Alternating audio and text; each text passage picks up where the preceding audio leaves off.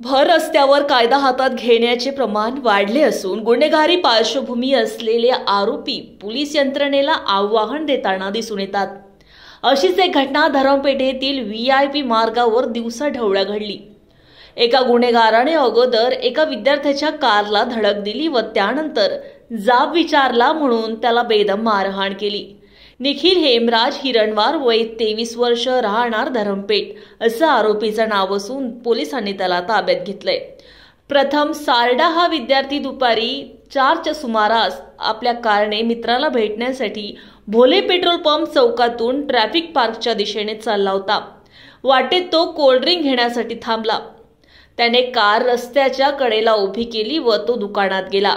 यावेळी निखिल हिरणवार हा मागून आला व त्याने धडक देत प्रथमच्या कारचा आरसा तोडला। ते पाहून प्रथमने त्याला आवाज देऊन थांबविले। हे पाहून निखिल संतापला व त्याने येऊन थेट प्रथमला शिवीगाळ करत लाथाबुक्क्यांनी मारहाण करण्यास सुरुवात केली। याच दरम्यान निखिलचे 3 नातेवाईक देखील मागून आले व त्यांनी प्रथमला आणखी मारहाण करण्यास सुरुवात केली। यावेळी घटनास्थळी असलेल्या नागरिकांनी मध्यस्थी करून प्रथमला त्यांच्या तावडीतून सोडविले।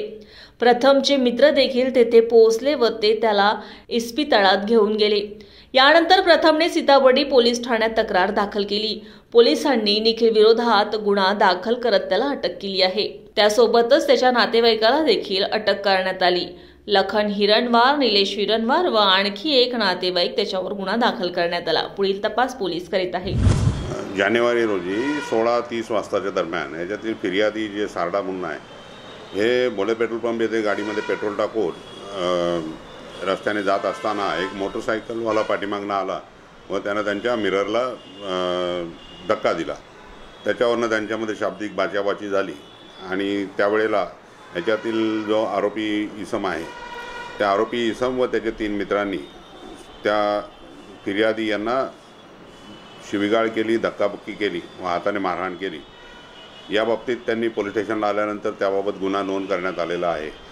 गुन्हा नोंद केल्याच्यानंतर त्यामधील एका आरोपीला अटक करण्यात आलेला आहे। इतर आरोपींचा शोध चालू आहे व त्यांचं काही क्रिमिनल रेकॉर्ड वगैरे किंवा आहे किंवा काय त्या याच्याप्रमाणे चौकशी करून पुढील योग्य ती कारवाई करण्यात येत आहे। महाराष्ट्रातील ताज्या बातम्यांसाठी बघत रहा टाइम्स टुडे 18 न्यूज। सोबतच शेअर करा, सबस्क्राइब करा आणि बेल आयकॉन प्रेस करा।